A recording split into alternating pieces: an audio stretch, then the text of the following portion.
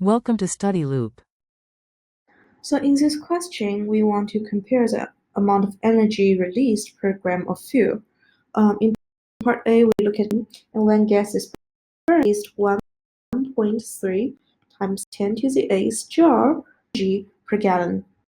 And a gallon is 3.788 liter. And then the density is 737 kilogram per meter cube. And we want this quantity of energy in terms of joule per gram. So it's really just unit conversion. So for part A, let's do for each 1 gallon, the mass for each 1 gallon, the mass equals rho times V, 333 kilogram per meter cube times is 3.788 times 10 to the negative 3 meter cube. So this is 2.79 kilogram. Then we know that this of fuel will produce 1.3 times 10 to the 8th joule. So the amount of energy per mass is 1.3 times the amount of energy per gram.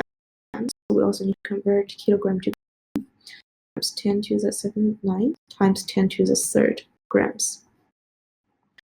So this gives us 4.7 times 10 to the 4th joule per gram. This is the amount of energy per mass.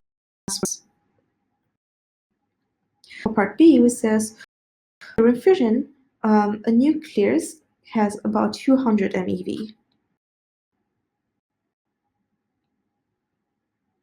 So we want to express it in terms of also joule per gram. So let's first look at how many atoms are there in each gram. In each gram, we have 1.00 times 10 to the negative 3 kilogram.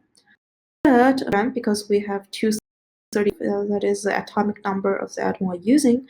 So each atom has a mass of 230 massive protons. So if you mass a proton, you'll find that each kilogram 2.55 times 10 to the 21, and each nucleus will release 200 energy. We can again do the unit conversion. 100 MeV of energy times to convert this energy to joule. So this is a converter from joule to MeV. Then negative 13. Then we have 2.55 times 10 to the 20.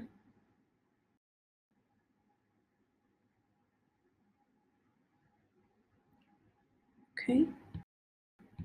Yeah, so this is 2.55 times 21 is the amount of nuclear in. So we already have gram over here. And so this is per gram. So finally, we get this number of 8.2 times 10 to the 10th joule per gram of energy produced by mass. And then part C says, well, okay, let's look at the proton-proton chain that cause the fusion in our sun, and it can be summarized as 6 protons forming 1 nucleus and leaving 26.7 MeV. So we have 6 protons gives us 26.7 MeV. And again, we want to calculate the energy density of this case.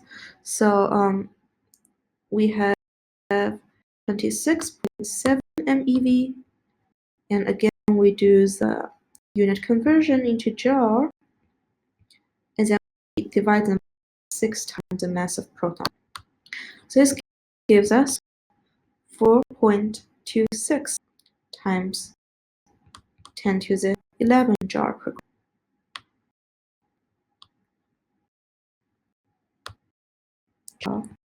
gram. Okay, so that is for part. Finally, we have part D. I'm going to write it in this one. So part A,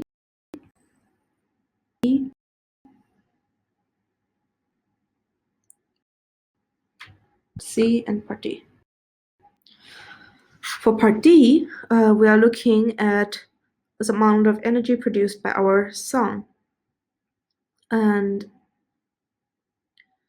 so we say that our sun produces energy at a rate of 3.86 times 10 to the 26 watt.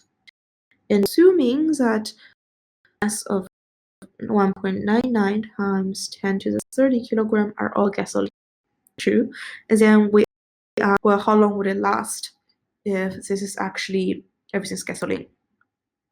So we found that gasoline produces energy at this rate, rate. So 1.99 times 10 to the 30 kilogram, 4.7 times 10 to the 7th joule per gram.